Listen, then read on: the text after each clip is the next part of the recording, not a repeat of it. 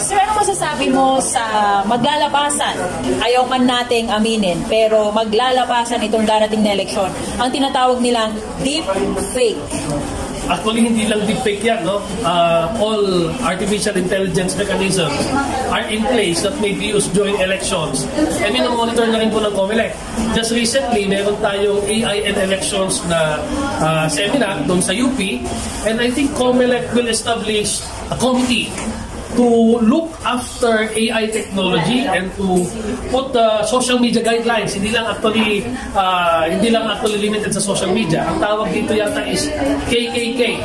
Itong committee na ito ay para kilatisin yung ating mga makabagong technology, hindi lamang during elections, kundi pa especially during campaign.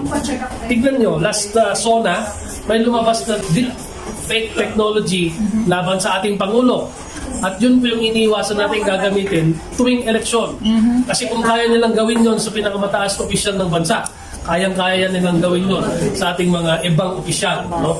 So, it's very unfortunate na hindi ginagamit yung AI technology sa tama, pero ina-acknowledge na rin po ng COMELEC yung posibilidad na gamitin itong AI na ito to mislead our voters and to sabihin na lang lagyan ng bahid politika lahat ng activities, especially during campaign.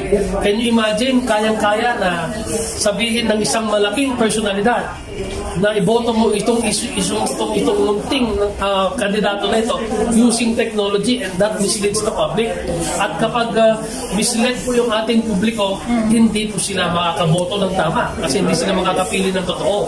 At yun po yung iniiwasan ng COMELEC. Kailangan ang butante natin tuwing eleksyon, hindi lamang po ngayong eleksyon na ito, ay makakapag-desisyon ng tama. Alam nila kung sinong pipiliin nila base sa tamang impormasyon na nagkikita nila sa social media man at sa lahat ng information providers natin. So may ginagawa na po ang COMELEC National hinggil dito?